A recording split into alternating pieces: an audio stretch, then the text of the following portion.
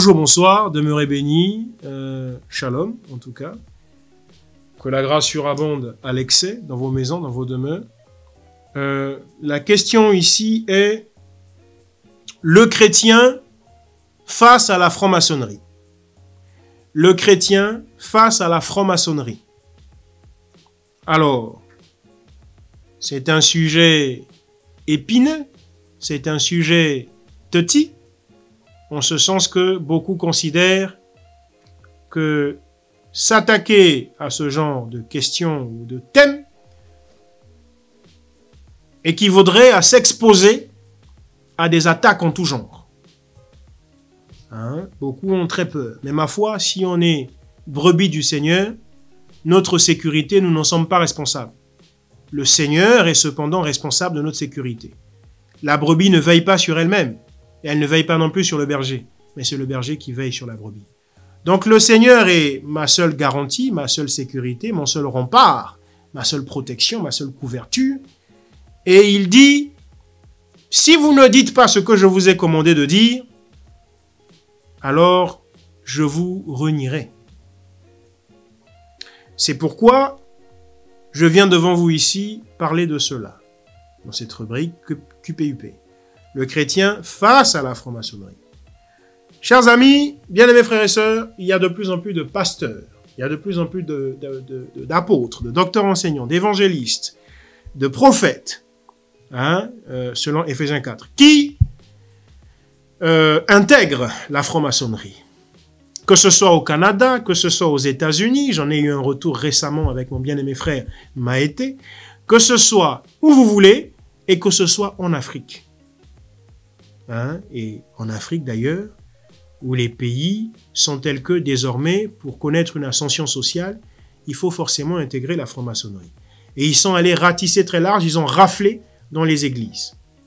Non pas dans toutes, encore une fois, mais dans la plupart.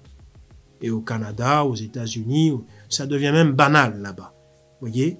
Et ici en France aussi, bien entendu. Alors, mais qu'en est-il donc? Est-ce un danger? Est-ce bien? Est-ce pas bien? Est-ce convenable? N'est-ce pas convenable? Que dire?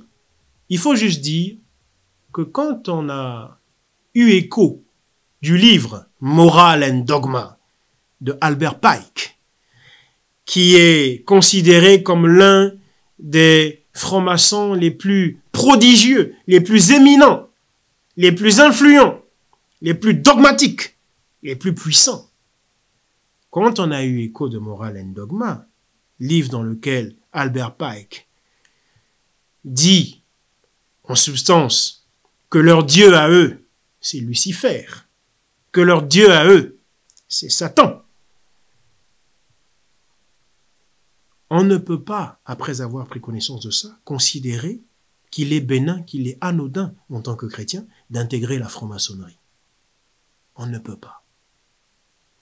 J'entends aussi que dans la franc-maçonnerie, il y a ce qu'ils appellent les degrés.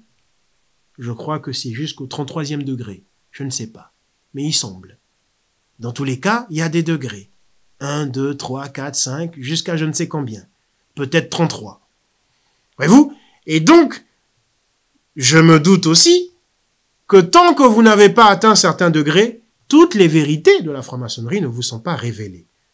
Donc je comprends que certains, naïvement, puissent se dire « Ah, c'est un cercle de réflexion. Nous nous réunissons dans des salles obscures, ténébreuses, avec des crânes d'os, uniquement pour réfléchir sur des sujets sociaux ou sociétaux. » Je comprends que certains disent ça. Et certains d'entre eux sont sincères lorsqu'ils le disent. Mais maintenant, je vous apprends que pour vous, qui n'avez pas encore franchi des degrés élevés pour connaître la véritable nature de la franc-maçonnerie, je vous apprends que sa véritable nature vous est cachée. Mais que sa véritable nature, c'est Albert Pike, qui en parle le mieux. Qui en parle le mieux dans son livre, que vous pouvez vous procurer facilement, pour ceux qui estiment qu'ils peuvent le lire en tout cas. Moral and Dogma. Morale et dogme, en français. Voyez-vous?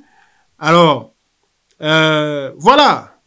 Donc, les dangers de la franc-maçonnerie par rapport aux chrétiens.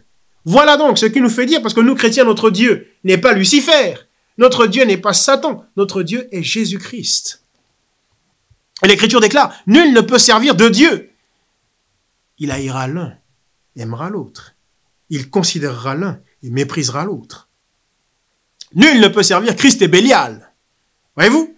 Et donc, c'est sur cette base que je dis que les pasteurs qui sont francs-maçons, je ne sais pas si la nature réelle, véritable, profonde, intrinsèque de la franc-maçonnerie leur a déjà été révélée, mais si ça n'est pas encore le cas, moi, je le leur révèle.